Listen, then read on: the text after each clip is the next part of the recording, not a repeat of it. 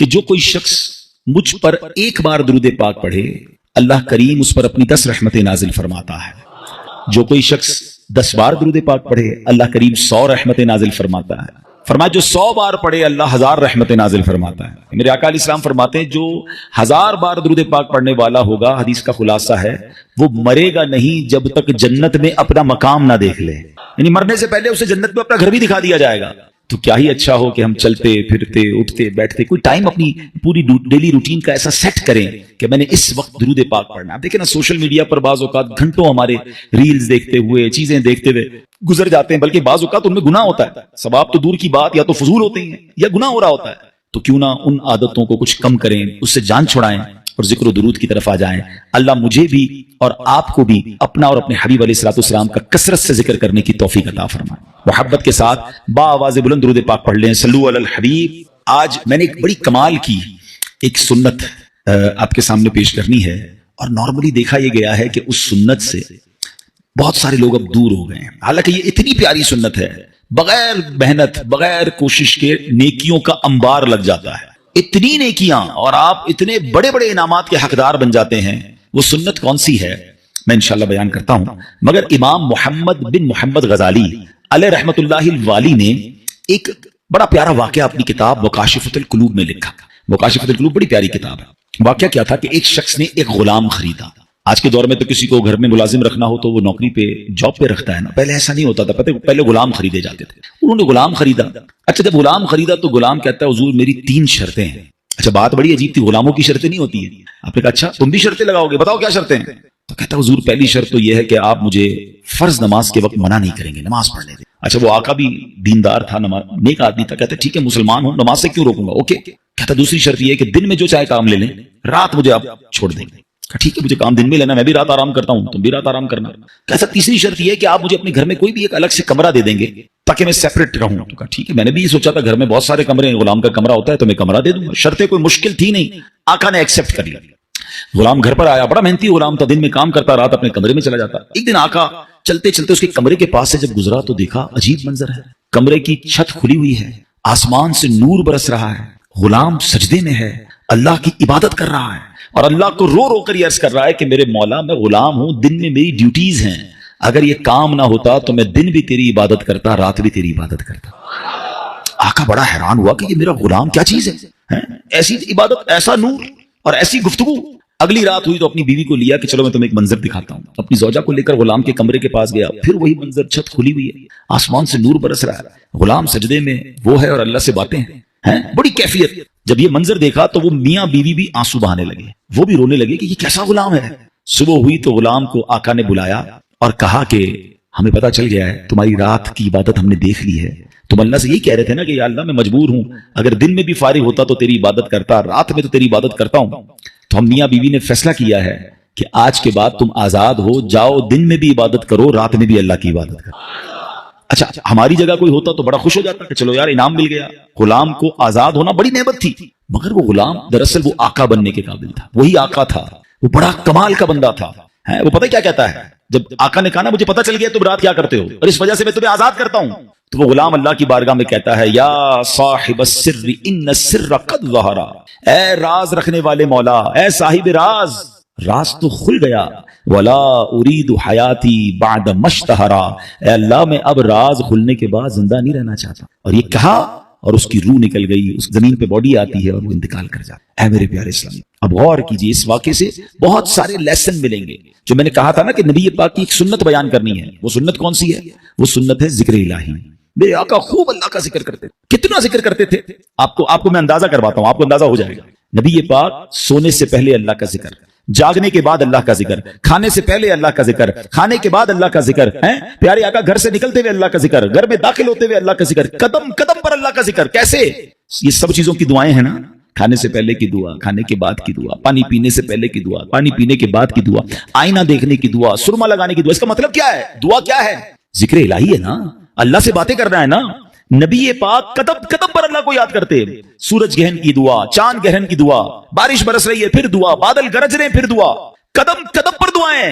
کتنا اللہ کا ذکر کرتے تھے. اور آج بتاؤ پورا دن گزر جاتا ہے، ہم کتنا اللہ کا ذکر کرتے ہیں. یہ غلام کتنا اللہ کا ذکر کرتا تھا کہ رات بھر اللہ کی عبادت ہے، اور تمنا کیا ہے؟ مولا دن بھی مل جاتا تو دن بھی تیری عبادت کرتا، دن بھی تجھے یاد کرتا، دن بھی تیرا ذکر کرتا۔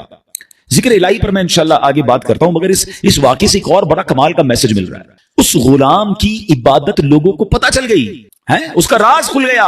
وہ کہتا ہے مولا اب جینا نہیں ہے، میں تو عبادت تیرے لیے کرتا تھا نا، میں جانتا تھا مالک تو جانتا تھا، اب تو لوگوں کو پتا چل گیا۔ اب بتائیں ہمارا کیا حال ہے؟ ہم تو عبادت بہت سارے لوگ کرتے ہی اس لیے کہ لوگوں کو پتا چل جائے، وہ اس لیے کر رہا ہے کہ رب دیکھے اور کوئی نہ دیکھے، اور ہماری اکثریت ان کاموں میں لگی ہوئی ہے کہ دنیا دیکھے میں نے کیا کیا ہے۔ نیکی کر دریا میں ڈال، بچپن میں سنتے تھے، اب نیکی کر سوشل میڈیا پہ ڈال، جو کرنا ہے لوگوں کو بتانا ہے، جو نیکی ہے سب کو بتانا ہے۔ اپنے دل سے پوچھو نا، کیوں جی چاہتا ہے کہ میری نیکیاں لوگوں کو پتا چلیں؟ پتہ ہے اخلاص کی تعریف کیا ہے؟ علماء فرماتے ہیں what is the meaning of اخلاص؟ اخلاص اس کو کہتے ہیں کہ بندہ جس طرح اپنے گناہوں کو چھپاتا ہے اس طرح اپنی نیکیوں کو چھپائے۔ بتائیے نا، ہم اس طرح اپنے گناہ، کوئی ہے جو یہاں یہ چاہتا ہو میرے گناہ سب کو پتا چل جائیں؟ کوئی بھی نہیں چاہتا، مگر نیکی سب کو پتا چلنی چاہیے۔ نہیں، کچھ نیکیاں تو ایسی کیجئے نا جو فقط میں جانوں، میرا رب جانے۔ میں نیکی کرنے کے بعد مجھے کیوں خیال آتا ہے کہ یار سامنے والے کو پتا تو چلے میں حاجی ہوں، میں حافظ ہوں، میں نمازی ہوں، میں روزہ دار ہوں، میں نے یہ نیکی کی ہے، میں نے فلاں کام کیا، وائے کیوں؟ اگر دل میں تمنا یہ ہے کہ لوگوں کی واہ واہ ملے گی تو پتہ اس کو ریاکاری کہتے ہیں، اور ریاکاری کو شرک اصغر کہا گیا حدیثوں میں۔ چھوٹا شرک، شرک کس کو کہتے ہیں؟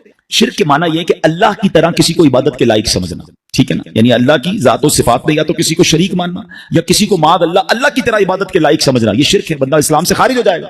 اب اس کو شرک اصغر کیوں کہا گیا؟ کہ بندہ پڑھ تو نماز رہا ہے، رکھ تو روزہ رہا ہے، صدقہ کر رہا ہے، خیرات کر رہا ہے، عبادت اللہ کی کر رہا ہے، مگر دل میں تمنا ہے کہ لوگ راضی ہو جائیں، لوگ خوش ہو جائیں۔ نیت کیا ہے؟ نیت رب کو راضی کرنے کی نہیں، لوگوں کو راضی کرنے کی۔ اب ہم چیک کر لیں کہ کہیں ایسا تو نہیں کہ شیطان ہمارے اندر یہ وبا داخل کر چکا ہے کہ پہلے تو نیکی نہیں کرنے دیتا، لیکن نیکی کر لے تو پھر چھپانے نہیں دیتا، پھر بچانے نہیں دیتا، پھر ایسی باتیں دل میں لاتا ہے کہ اس کو بھی بتا دے، اس کو بھی بتا دے۔ کیوں؟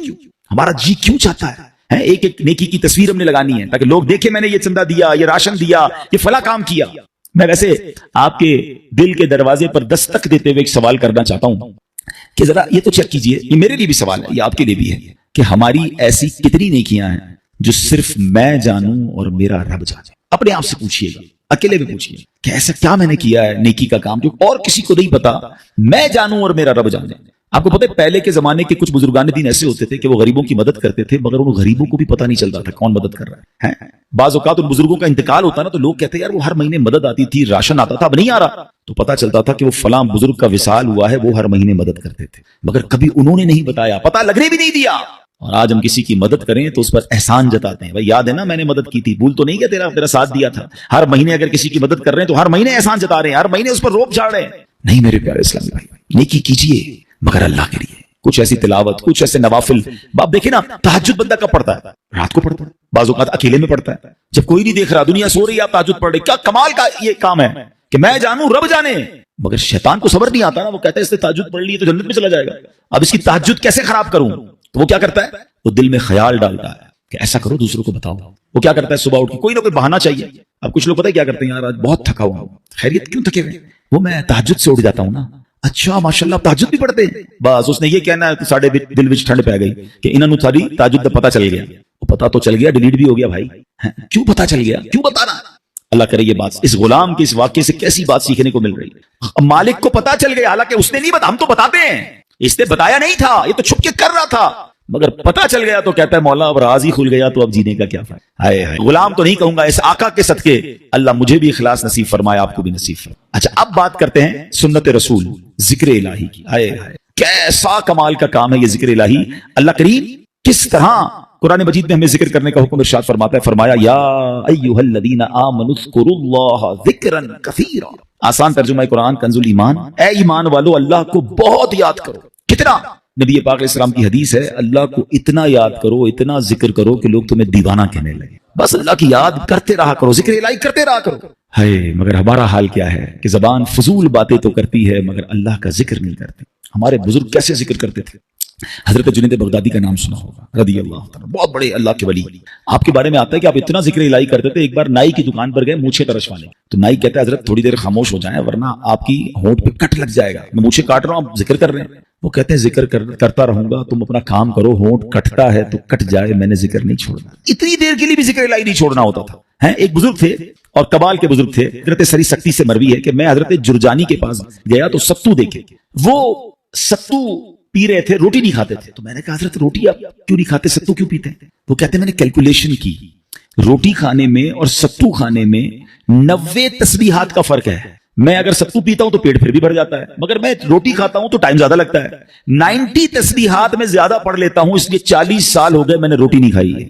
یار کمال لوگ تھے، نیک تھے، پرہیزگار تھے، نیکیوں کا انبار تھا، مگر اور نیکیاں چاہیے۔ کیوں؟ ان کو پتا تھا نا اجر کیا ہے۔ آپ کو پتا ہے ذکر الہی کا اجر کیا ہے؟ ذرا مل کر کہیے سبحان اللہ، الحمدللہ، اللہ اکبر۔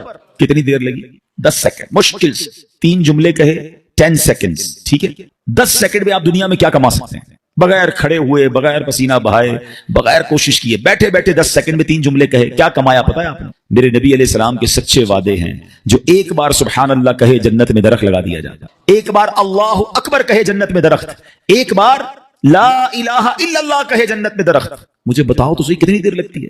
آپ نے بیٹھے بیٹھے 3 جنت میں درخت لگا لی۔ اچھا یہ تو چونکہ نبی پاک کی حدیث ہے، ہمیں عمل کرنا چاہیے، لیکن دنیاوی اسکیم ہو تو آج اگر اعلان کر دوں کہ بھائی یہ فیضان مدینہ میں آپ سب بیٹھ جائیں، آج فجر تک جو جتنی بار سبحان اللہ کہے گا اتنے 1000 روپے ملیں گے۔ بندہ کہے گا حضرت فجر تک کیوں آپ کہیں، 2-3 دن بیٹھ جاتے ہیں، موبائل بند، تسبیح ہاتھ میں، ہر سبحان اللہ پر 1000 روپے، 100 سبحان اللہ پہ لاکھ روپے، اوئے ہوئے آج تو امیر کروڑ پتی ہو کے جاؤں گا۔ مجھے سچ بتاؤ، سبحان اللہ کہنے پر 1000 روپے زیادہ قیمتی ہیں، یا میرے آقا فرما رہے ہیں کہ اس کے لیے جنت میں درخت لگ جاتا ہے؟ تو پھر کیوں نہ ہم جنت میں درخت لگانے کا سامان کریں، ہم کیوں نہ اللہ کو راضی کرنے کا اور اپنے لیے آخرت کا سامان کریں۔ اور ذکر والے کتنے اللہ کو پسند ہیں۔ ایک بڑی کمال کی حدیث ہے، حضرت سہل بن معاذ رضی اللہ تعالیٰ عنہ اپنے والد صاحب سے روایت کرتے ہیں کہ ایک مرتبہ محفل نور سجی ہوئی تھی، رسول اکرم صلی اللہ علیہ وسلم کے ساتھ صحابہ کرام بھی تھے۔ ایک صحابی نے حضور سے عرض کی کہ حضور یہ بتائیے کہ جہاد میں سب سے عظمت والا زیادہ کون ہے؟ جہاد کرنے والے تو بہت سارے ہیں نا، بہت سارے صحابہ لڑتے تھے اللہ کی راہ میں، تو حضور ان میں سب سے زیادہ عظمت والا کون ہے؟ تو پیارے آقا نے فرمایا اکثرہم للہ ذکرن، یعنی جو اللہ پاک کا کثرت سے ذکر کرتا ہے وہ زیادہ عظمت والا ہے۔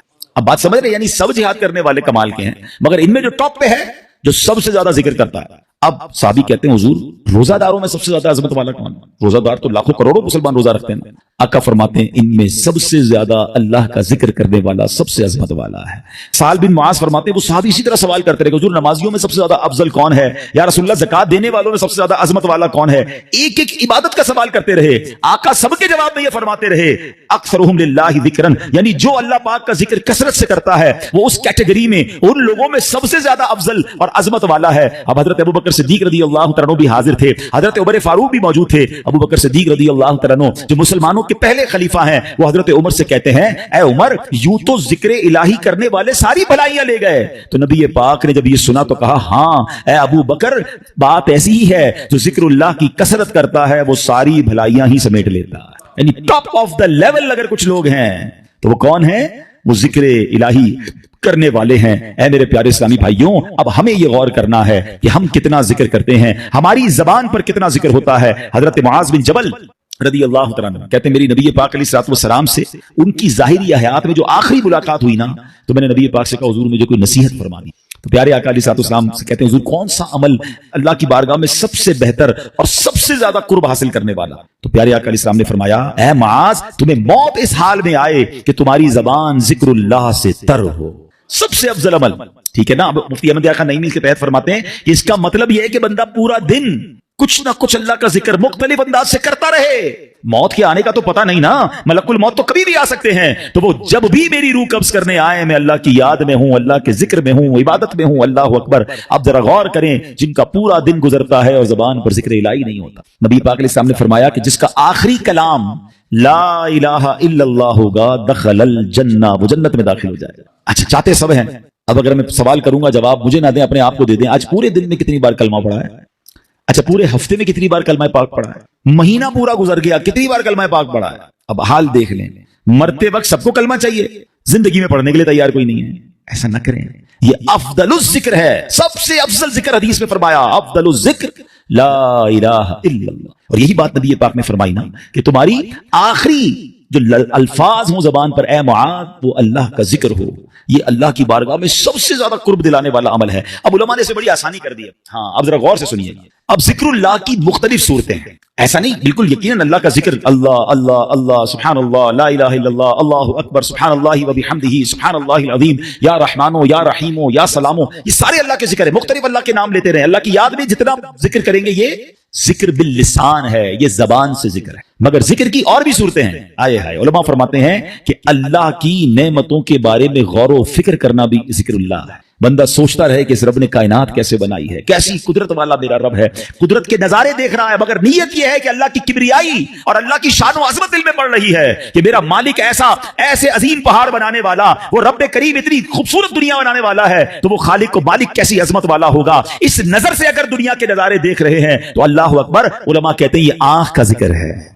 اچھا پھر آگے فرمایا دل میں ہے، بندہ تنہا بیٹھا ہے اور اللہ کو یاد کر رہا ہے، اللہ کی کبریائی اور اس کی عظمت و شان کو یاد کر رہا ہے، اللہ کو دل ہی دل میں پکار رہا ہے، فرمایا یہ دل کا ذکر ہے۔ اچھا پھر اللہ کا ذکر سننا، یہ کانوں کا ذکر ہے۔ اور سبحان اللہ، اب مزے کی بات سنیں، نعت پاک مصطفیٰ سننا یہ بھی اللہ کا ذکر ہے، اللہ پاک کے بندوں کی باتیں سننا یا پڑھنا یہ بھی اللہ کا ذکر ہے، ان کا ذکر خیر سننا، سیرت کی باتیں سننا، بلکہ علماء تو فرماتے ہیں عبرت کے لیے اللہ پاک کے دشمنوں کے احوال پڑھنا بھی ذکر الہی میں شامل۔ اب یہ بڑی عجیب بات ہے، ہو سکتا ہے کسی کے ذہن میں سوال آئے کہ ٹھیک ہے اللہ کو یاد کرنا، اللہ کا ذکر کرنا یہ تو ذکر الہی ہے، اللہ کے محبوب بندوں کا ذکر اللہ کا ذکر کیسے ہو گیا ہے؟ اللہ کے نبی علیہ السلام کا ذکر اللہ کا ذکر، بلکہ دشمنوں کے احوال پڑھنا یہ اللہ کا ذکر کیسے ہوا؟ مفتی احمد یار خان نعیمی رحمۃ اللہ تعالی نے بڑی پیاری بات بتائی، فرماتے ہیں ایک ذکر ہوتا ہے بالواسطہ اور ایک ہوتا ہے بلا واسطہ۔ بلا واسطہ کیا ہے کہ اللہ ہی کا نام لے رہے ہیں، اللہ ہی کا ذکر کر رہے ہیں، اللہ ہی کو یاد کر رہے ہیں، یہ تو براہ راست اللہ کا ذکر ہو گیا نا، بلا واسطہ، نو واسطہ، کوئی بیچ میں واسطہ نہیں۔ مگر بال واسطہ ذکر الہی کیا ہے کہ اس کے محبوبوں کی محبت کا چرچا کرنا، اس کے دشمنوں کی برائی کا ذکر کرنا، اور وہ کیسے لاجیکلی اب سمجھایا مفتی صاحب نے۔ اب میں آپ سب سے ایک سوال کرتا ہوں، قرآن پاک اللہ کا ذکر ہے کہ نہیں ہے؟ بتائیے، کلام اللہ ہے نا، پورا قرآن ذکر۔ کوئی قرآن پڑھ رہا ہے تو آپ یہ تو نہیں کہیں گے ماد اللہ غلط کام کر رہا ہے، وہ ذکر الہی کر رہا ہے، ہر لمحہ عبادت کر رہا ہے۔ تو اب قرآن میں کہیں تو اللہ کا نام ہے، کہیں تو اللہ کی کبریائی ہے، کہیں تو اللہ کی قدرت کے نظارے ہیں۔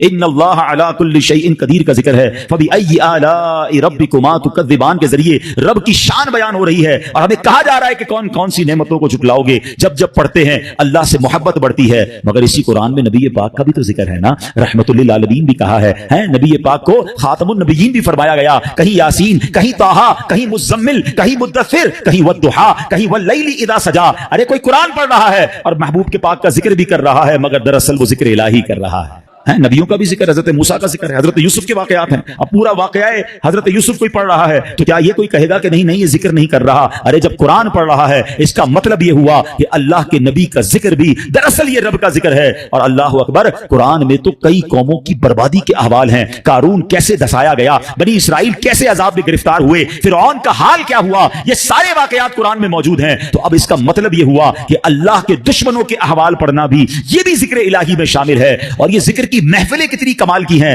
یہ نصیب والوں کو ملتی ہیں۔ دیکھیں نا، جس کردو میں فیضان مدینہ میں اجتماع ہو رہا ہے، کئی لوگوں کو بلایا گیا ہوگا، کئی لوگوں کو دعوت دی ہوگی، کچھ آئے کچھ نہیں آئے۔ یقین کریں جو آئے ہیں نا وہ خود سے نہیں آئے، انہیں بلایا گیا۔ ہاں، میری اور آپ کی اوقات نہیں کہ میں کہوں میں آج اجتماع میں آیا، میں مسجد میں آیا۔ چلے مجھے بتائیں مسجد کس کا گھر ہے؟ ذرا ساتھ جواب بھی دو نا، مسجد کس کا گھر ہے؟ آپ کے گھر میں کوئی بغیر اجازت آ سکتا ہے؟ آپ کا دروازہ کھٹکھٹائے کہ حضرت آج میں آپ کے گھر میں رہوں گا، آپ کون ہے بھائی؟ میں نہیں جانتا، میرے گھر میں کیسے آئیں گے؟ اجنبی ہیں؟ آپ کے گھر میں کون آتا ہے؟ جس کو آپ بلاتے ہیں۔ اللہ کے گھر میں بغیر بلائے کیسے کوئی آ سکتا ہے؟ ہم سب کو بلایا گیا ہے، ہمیں موقع دیا گیا ہے، ہمیں سعادت دی گئی ہے۔ اور سنو، اللہ کے گھر میں آتے رہا کرو۔ کئی لوگ پورا ہفتہ نہیں آتے، جمعے کی نماز پڑھتے ہیں، باقی پورا ہفتہ نہیں آتے۔ وہ غور کریں کہ ایسا کیا گناہ ہو گیا کہ میرا رب مجھے کیوں نہیں بلاتا، روز 5 وقت مہمان کیوں نہیں بنتا۔ مبارک ہو اسے جو مسجد میں جس کا دل لگتا ہے اور بار بار آتا ہے۔ ایک اور مزے کی بات بتاؤں، آپ کے قسم قسم کے رشتہ دار اور دوست ہیں۔ جو دور کا دوست ہوتا ہے نا، وہ سال میں کبھی کبھی ایک بار آ جاتا ہے۔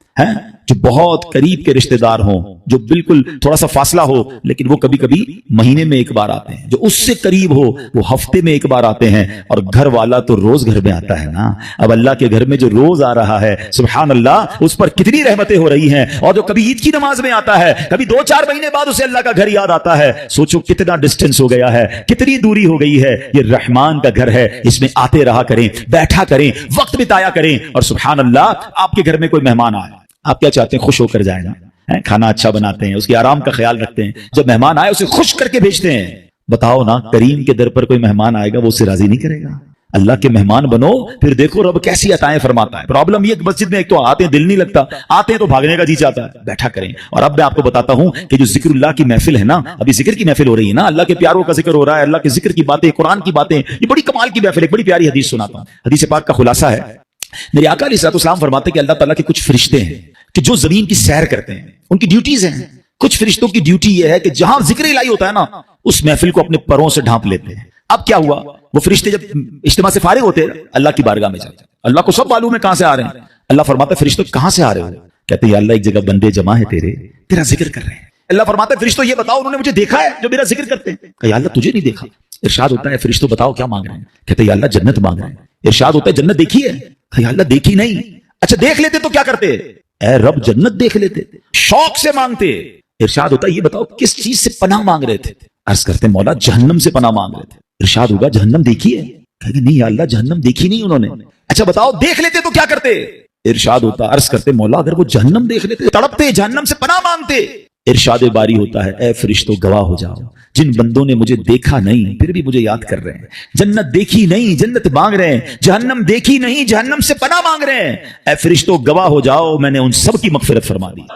اب مزے کی بات، فرشتے کہتے ہیں یا اللہ ان میں ایک بندہ ایسا بھی بیٹھا تھا جو تیرا ذکر کرنے نہیں آیا تھا۔ ہو سکتا ہے ہمارے پاس بھی ایسا کوئی بھائی آیا ہو جس کا آنے کا ارادہ نہ ہو، دوست پکڑ کے لے آئے، چلو یار تھوڑی دیر کے لیے پھر بعد میں کہیں اور چلے جائیں گے، نیت ذکر کی نہیں ویسے ہی آ گیا۔ فرشتے کہتے ہیں مولا ایک بندہ ایسا ہے جو تیرا ذکر کرنے نہیں آیا تھا۔ اللہ فرماتا ہے اے میرے فرشتوں یہ وہ مجلس ہے، یہ وہ محفل ہے جس کے ہم نشین محروم نہیں ہوتے، میں نے اس کی بھی مغفرت فرما دی ہے۔ اللہ کرے کہ اجتماع ہم سب کی مغفرت کا ذریعہ بنے۔ فرشتے جا کر بتائیں اللہ کو کہ مولا تیرے بندے بیٹھے ایک جگہ پر گناہ گار ہے، تیرے گھر میں تو بیٹھ کر تجھے یاد کر رہے ہیں، مانتے ہیں گناہ گار ہے مولا مگر تیرے سوا کون بخشنے والا ہے، جہنم سے پناہ مانگتے مولا تجھ سے، تیری جنت کا تجھ سے سوال کرتے۔ اللہ بڑا کریم ہے۔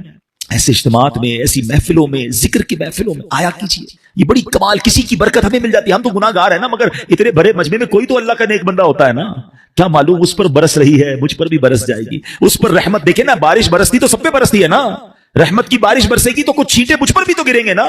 برستا نہیں دیکھ کر ابر رحمت، بدوں پر بھی برسا دے برسانے والے۔ مگر آج حال برا پتہ ہے کیا ہے، لوگ اس طرح کی محفلوں میں تو نہیں آتے، بری محفلوں میں بڑے شوق سے جاتے ہیں، کہیں شراب کی محفل، کہیں جوئے کی محفل، کہیں بے حیائی کی محفل۔ اچھا جب ان کو کہو کہ بھائی نہ جاؤ، یہ نوجوان بیٹھے ہیں، تو وہ کہتے ہیں میں کون سا شراب پیتا ہوں، میں تو صرف بیٹھتا ہوں، میں کون سا جوا کھیلتا ہوں، میں تو بیٹھتا ہوں۔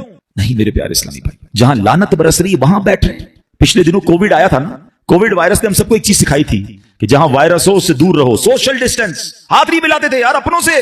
کمال ہے جراثیم نہ لگ جائے اس لیے ملتے نہیں تھے، کوئی گناہ نہ لگ جائے، کوئی بری عادت نہ لگ جائے، اللہ کا نافرمان نہ ہو جاؤں، کیوں ڈسٹینس نہیں کرتے برے لوگوں سے؟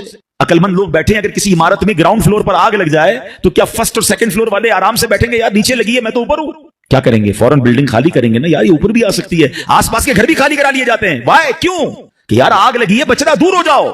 جہاں جہنم کی آگ لگی ہے وہاں بیٹھے اور آپ کو پرواہ نہیں کہ یار میں اس کی وجہ سے برا بن سکتا ہوں۔ بچپن سے جملہ آپ نے سنا ہوگا، اچھے کی صحبت تجھے اچھا بنا دے گی، برے کی صحبت تجھے برا بنا دے گی، لیکن بری صحبتیں مزہ بڑی دیتی ہیں۔ لوگ کہتے ہیں یار بڑا مزہ آتا ہے، ہم بیٹھتے ہیں، ہم غلط کام نہیں کرتے۔ آپ یقین کریں یہ بری صحبتیں ہی ہیں جو بندے کو برباد کرتی ہیں۔ کسی بھی جواری، کسی بھی شرابی، کسی بھی قاتل، کسی بھی چور، کسی بھی منشیات کا استعمال کرنے والے سے پوچھ لیں کہ یہ عادت کہاں سے ملی ہے، 99.99 بلکہ 100% آپ کو جواب یہی ملے گا کہ یار دوست برے مل گئے تھے انہوں نے لگا دی۔ کوئی آ کے یہ نہیں بتائے گا کہ یار ایک دن برتھ ڈے تھی میری، سالگرہ تھی اور ابو نے لا کے چرس کی سگریٹ دی تھی، بیٹا پی لو، یا پستول لو جا کے چوری شروع کرو۔ ماں باپ نہیں، گھر سے نہیں ملتی بری عادتیں، برے دوستوں سے ملتی ہیں۔ تو جب ساری دنیا کے برے لوگ بنے ہی دوستوں سے ہیں، اور میں برا دوست چھوڑتا نہیں، کہتا نہیں میں بڑا طاقتور، مجھے کچھ نہیں ہوگا، آج نہیں ہوگا کل ہو جائے گا۔ برے کی صحبت دل پر اثر ڈالتی ہے۔ خوبصورت شعر ہے نا، بھلے بندے دی صحبت یاروں، جویں دکان تاراں، سودا بھاوے ملے نہ لئیے، ہلے آن ہزاراں۔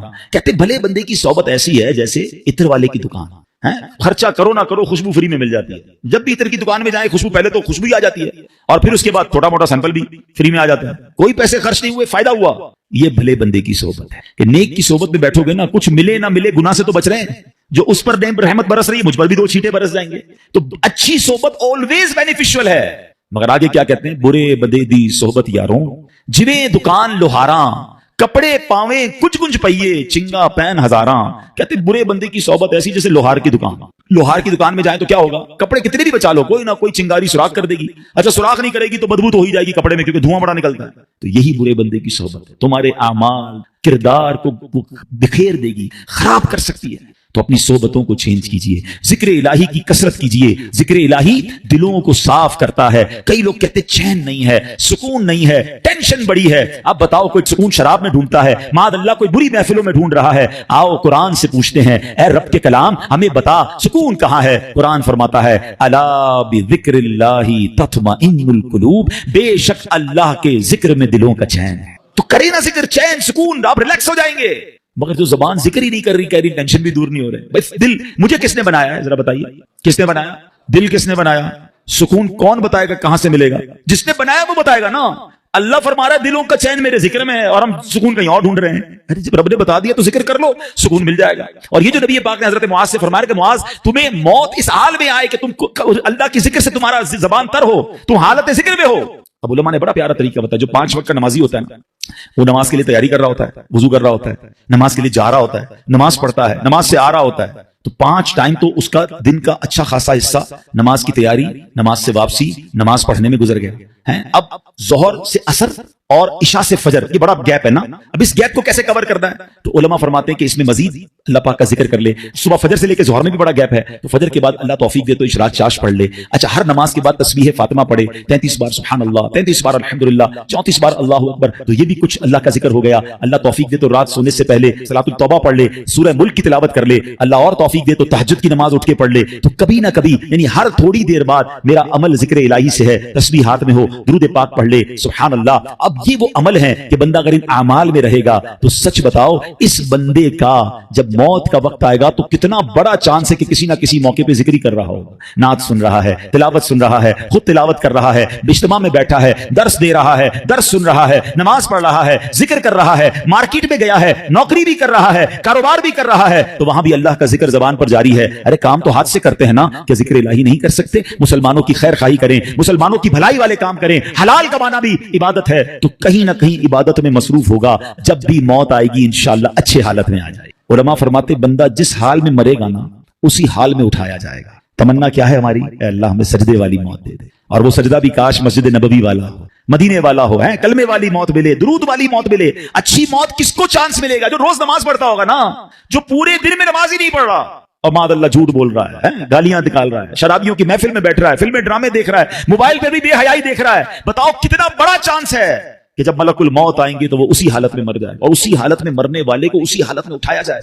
हमारी तमन्ना तो यह है कि मैं सो जाऊं या मुस्तफा कहते कहते, खुले आंख सल्ले अला कहते कहते। ऐसा नहीं हो सकता मादअल्लाह कोई शराब के नशे में है या कोई बेहयाई कर रहा है और मलकुल मौत आए तो वो कहे कि भाई अभी रूह कब्ज ना करो, मैं जरा तौबा कर लूं। नहीं, आगाह अपनी मौत से कोई बशर नहीं, सामान 100 बरस का है, पल की खबर नहीं। तो ऐ मेरे प्यारे इस्लामी भाइयों, आज नियत कर ले, जिस हालत में मरना नहीं चाहते ना वो काम छोड़ दें, क्योंकि ऐसा नहीं होगा कि आप कोई गलत काम कर रहे हैं और मौत आ गई तो आप रोक सकेंगे।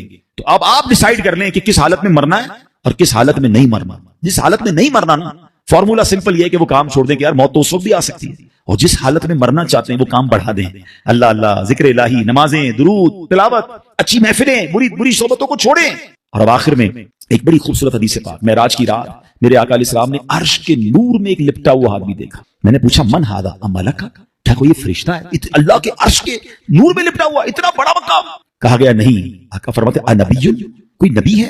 सोचिए कितना बड़ा मकाम होगा कि नबी पाक सवाल क्या कर रहे हैं, जिब्रील में से कोई फरिश्ता है, कोई नबी है ऐसे मकाम पर? तो कहा कि नहीं। मैंने कहा मन हुआ।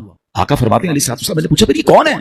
इरशाद हुआ हुजूर ये वो शख्स है जिसके अंदर 3 आदतें थी। सच बताओ मैं अभी आदतें नहीं बताता हूं, अगर इतना बड़ा मकाम मिलना है तो कुछ भी हो 3 आदतें अपना लेनी चाहिए, नहीं अपना लेनी चाहिए? खुद बताओ यार, फिर तो जो भी कर लेंगे भाई, इतना बड़ा ही ना। अब काम क्या है, ज्यादा मुश्किल नहीं। फरमाया इसकी 3 सिफात थी। नंबर 1, इसकी जबान हमेशा जिक्रुल्लाह से तर रहती। जबान तर कर लो ना यार, है अल्लाह अल्लाह अल्लाह सुभान अल्लाह अल्लाहु अकबर ला इलाहा, फजूल बातें कम कर। नंबर 2, इसका दिल मस्जिद की तरफ लगा रहता था। मस्जिद से निकलने के बाद फिर भी दिल चाहता मस्जिद में जाऊं। पता है उलमा क्या फरमाते हैं, किसी के अगर ईमान को चेक करना है ना कितना मजबूत है, ये चेक करो कि उसका मस्जिद से ताल्लुक कितना मजबूत है। ज्यादा मस्जिद में आता है, सुकून से बैठता है, समझ लो ईमान मजबूत है, और मस्जिद में दिल नहीं लगता, भागता है बस इससे, तो समझ लो कि ईमान में कमजोरी कहीं नहीं आ गई। एक और बड़ी प्यारी मिसाल दी गई, फरमाया मोमिन मस्जिद में ऐसे होता है जैसे पानी के अंदर मछली, फिश इन द वाटर। अब अपने आप से चेक करें, जो मुझे मदनी चैनल पर सोशल मीडिया पे सुन रहे हैं वो भी चेक करें कि मस्जिद में जाकर सुकून मिलता है या बेचैनी बेकली शुरू हो जाती है, यार कब खत्म होगा, कब निकलेंगे, बाहर निकलने को जी चाहता है। तो चेक करो दिल में प्रॉब्लम तो नहीं हो गई, मुझे अल्लाह के घर में सुकून नहीं आ रहा। अरे इससे बढ़कर सुकून की जगह कौन सी होगी? रहमान के घर में आ गया हूं, रहमतें बरस रही है, कहते हैं अमान में आ गया हूं, अब कोई टेंशन नहीं, अल्लाह के घर में हूं ना, उसी ने संभालना है, उसी ने बचाना है, उसी ने बख्शना है, मेरी प्रॉब्लम भी उसी ने सॉल्व करनी है। मगर प्रॉब्लम यह है कि दुनियादारों के घर में सुकून मिलता है, अल्लाह के घर में सुकून नहीं। तीसरे नंबर पे उस बंदे की सिफात क्या थी? फरमाया उसकी वजह से कभी उसके वालिदैन को बुरा भला नहीं कहा गया। हाय हाय कितना प्यारा मेरा दीन है।